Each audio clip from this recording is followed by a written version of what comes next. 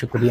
صحیح بالکل. دوسرا یہ فن والا تو میں نے اس سے پوچھ لیا، میں نے کہا یہ تو بہت بات چلتی ہے کہ ان کو ملتا ہے، یہ کہتے ہیں ان کو ملتا ہے، تو آپ نے اس کی بہت اچھی طرح سے اس کو ہمیں بتا دیا.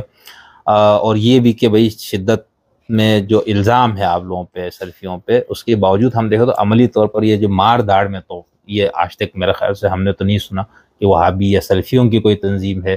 جیسے دیوبندیوں سے اس طرح کے لوگ خاص طور پر ان سے نکلے اللہ، یہ جو مسلکی قتل وغیرہ کرنے والے.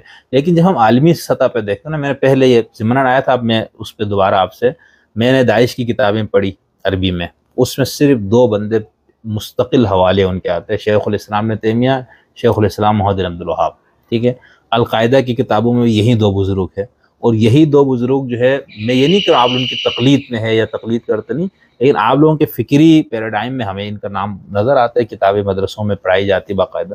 تو یہ کوئی رشتہ تو ہے نا القاعدہ، داعش اور آپ لوگوں میں؟ یہ کوئی نہیں ہے.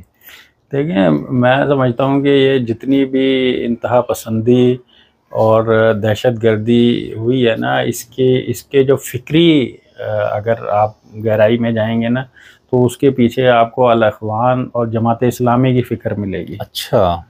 اور اس میں ان کا تصور یہ ہے کہ وہ جو ریاست اسلام کے نام پہ جو قائم ہو، اقتدار جو لوگ چلائیں وہ قرآن و سنت کے مطابق نہ چلیں، تو گویا کہ وہ کافر ہیں. اور ان کو جو ہے نا اسلام کو جو ہے نا ریاستی سطح پر ہی جو ہے وہ قوت نافذہ فراہم ہوگا تو اسلام کے مقاصد پورے ہوں گے. تو اب مثال کے طور پہ کچھ چیزیں جو ہے وہ لوگ قرآن مجید سے لے لیں اور کہیں کہ قتل کرو ائمۃ الکفر کو، اور ہم یہ کہیں کہ یار قرآن یہ سکھا رہا ہے.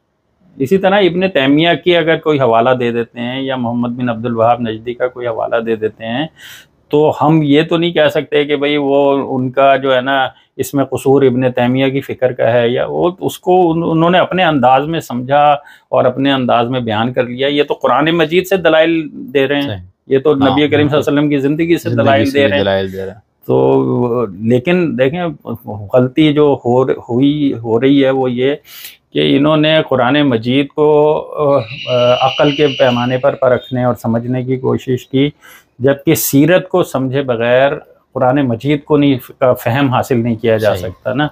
تو انہوں نے سیرت کو ایک طرف رکھ دیا اور صرف قرآن مجید سے استدلال کر کے اپنی انتہا پسندی کے لیے اپنی فکر کو جو ہے نا پروموٹ کرنے کی کوشش کی ہے.